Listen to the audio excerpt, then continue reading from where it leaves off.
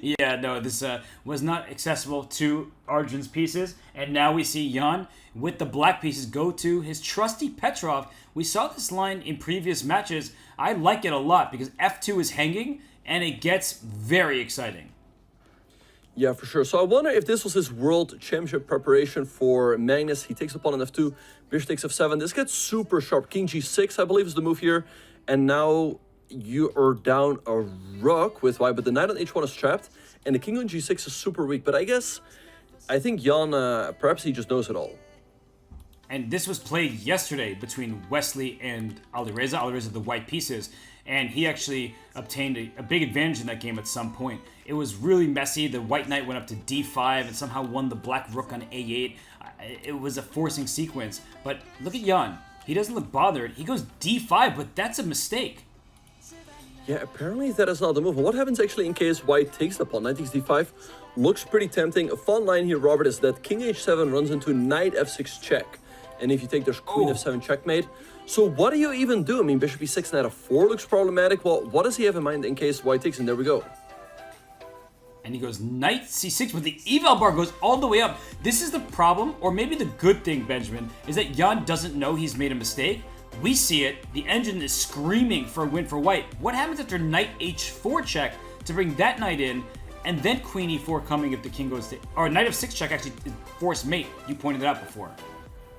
Yeah, knight h4 looks like a great move. I mean, what do you do? I mean, king f7 runs into this discovery that looks deadly after perhaps knight takes c7.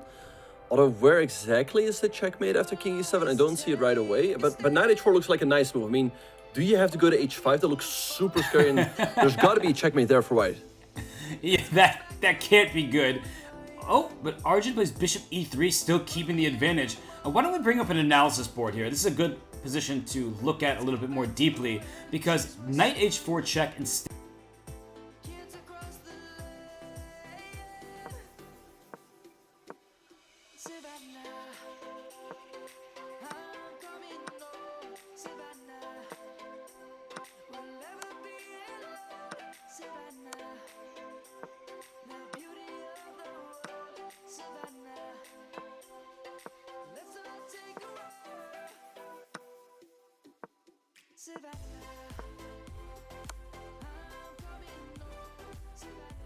And maybe you're right. Maybe the king had to go up to h5, because let's show your line with king h7 first. Maybe that's good for the viewers to recognize the tactical variation you mentioned, that if the king had gone back, knight f6 check is deadly. Exactly, knight f6, and the king is stuck on h7, so that is very... And giving up the queen clearly is not going to be good enough. But Benjamin, look what happened in the game. Look what happened. And Jan's laughing. If you refresh the board here, oh my gosh. He ran right into it. Knight f6, and he can resign. And Robert, this must be so frustrating for Jan. He won a great game with the white pieces, but within a minute or so, he's already thrown it away.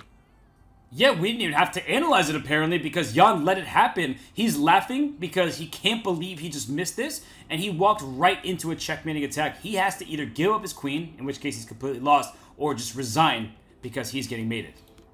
Exactly, because king g6, knight h4 is checkmate. He has to resign. Or, well, perhaps he can give up his queen.